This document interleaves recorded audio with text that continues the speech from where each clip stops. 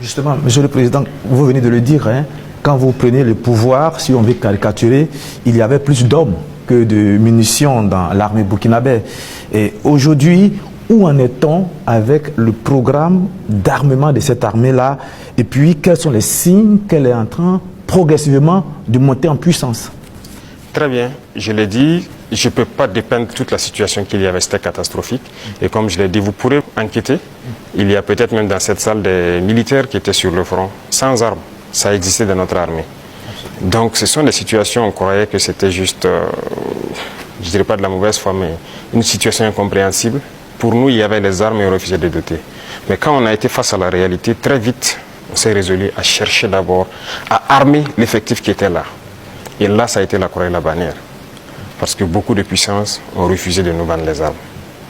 Et donc, on s'est tourné vers ceux qui avaient envie de nous vendre les armes. Très vite, on s'est équipé. On a recruté les VDP. On a pu payer tout ce qu'on voulait. Le processus, nous avons fait un plan d'équipement pour une montée en puissance. Et comme vous le constatez depuis maintenant 2 ans, les équipements commencent à rentrer. C'est toujours pas fini.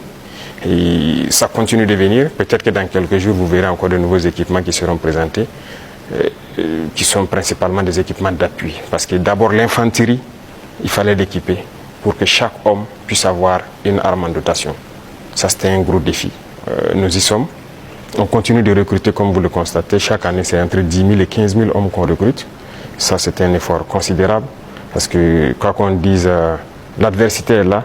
Et le volume de terroristes augmente. Parce que les impérialistes recrutent beaucoup de mercenaires qui viennent au Burkina Faso pour combattre. Donc, il faut qu'on s'adapte à la situation.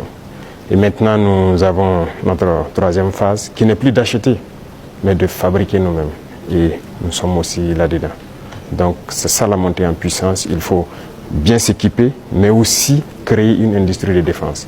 Ça, c'est très important. Dans quelques mois, bien quelques années, on aura ici, nos militaires vont utiliser des armes mine in Burkina. Bien sûr. Nous avons la capacité intellectuelle. Il y a de la ressource. Il suffisait juste de chercher. Et voilà. Nous sommes là-dessus. Vous serez surpris sûrement.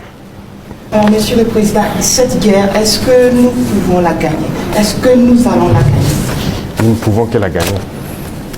Qu'est-ce qu'on ferait? Soyez sûrs, nous n'irons nulle part et nous allons gagner cette guerre. Je vous ai dit que la menace mue beaucoup, mais nous nous adaptons. Et la force de l'armée burkinabé, c'est que c'est l'une des armées les plus résilientes au monde. La pression que le Burkina Faso a, et je ne pense pas que sur cette terre actuellement, il y a un pays qui a cette pression. Mais nous tenons, nos hommes se battent et nous nous adaptons constamment à la menace. Et nous comprenons d'où vient la menace, comment ça se manifeste, c'est ça le plus important. Et actuellement, je peux vous rassurer que bientôt, nous parlerons d'un albinos noir qui va apparaître. Et vous verrez. Ne me demandez pas de quoi il s'agit, je pense que vous comprendrez plus tard. La guerre va finir et très vite.